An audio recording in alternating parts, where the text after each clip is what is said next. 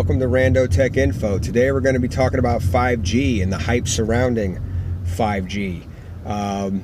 Here's the deal. I'm just going to get this out of the way up front. I don't know if 5G is ever going to really be a thing. And if it is ever a thing that most people can use and use practically, it's not going to be anytime soon. It's not going to be in the next year. It's not going to be in the next 2 years. It's not going to be in the next 3 years. It's going to be a very, very long time before 5G works for the masses, if ever. And there are some very specific reasons for this. I don't know if you've seen the videos and the pictures of people who are taking snapshots of their phones receiving insane download speeds with 5G. They're getting 1 or 2 gigabit speeds online, with the 5G. And people are seeing this and they're like, oh my God, that's amazing. 5G is the future. Well, if you'll notice on every single one of these pictures, the people are taking with these insane data speeds, they're all outside. There's a reason for that. It's because 5G, you can't get the signal indoors. There's no punchline here. That's just fact. 5G cannot penetrate walls. It can't penetrate trees. It can't penetrate heavy rain. You can be standing right underneath a 5G node, putting out a 5G signal on top of a telephone pole in a major city, and if you walk around the corner and lose line of sight with that node, you will switch back to 4G. You will get no 5G signal whatsoever. If you move more than a couple hundred yards from a 5G node, you will get no signal and you will switch back to 4G.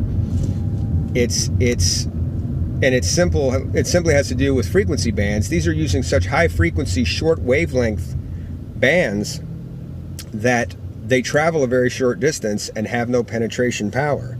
So I know Verizon and some of the other major phone companies have said, hey, we've got solutions for this. We've got ways around this. Well, I can't imagine what that would be. This is a simple matter of science, and these wavelengths don't travel far and they don't go through anything. So I don't know how this is something that can be fixed, and you have to use high frequency in order to carry that much data.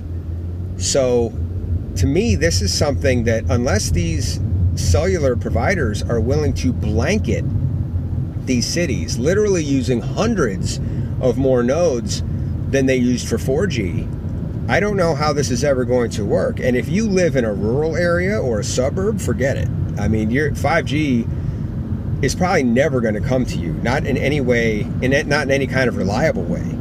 So, people ask, should I get a 5G phone right now? Well, no. There's no reason you should spend $200, $300, $400 extra to get a 5G phone right now. Even when 5G works, people who said who've got it to work, standing once again right underneath the node, their 5G phones heat up, they get super warm, they burn through their batteries super fast. So even when it is working, I question how practical 5G is right now. I just don't think, unless you're somebody who has an outdoor office right underneath a 5G node in a major city, this is not going to be that useful for you. Not yet. Certainly not in the next 2 or 3 years. So save your money. You don't need the 5G version of anything yet. There's hardly any 5G phones out there anyway. By the way, while we're talking about that, if you're wondering whether or not you even have a 5G compatible phone, you don't. If you don't know whether you have one or not, you don't.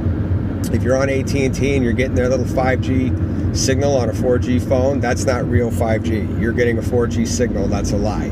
AT&T, that's something that they're doing to try to get you to buy their phones thinking you're on 5G when you're actually not. And if you don't believe me, get on the Googs, have a look. That's been well documented. So at the end of the day, save your money. Don't believe the hype. Stay away from 5G, at least for now, at least for the next 2 or 3 years. Maybe at that time, there will be big enough coverage to justify the cost, but it's not now, and it's not anytime soon. So, if you like this video or find it useful, please feel free to give me a thumbs up and a sub. Until next time, this is Rando Tech Info, signing out.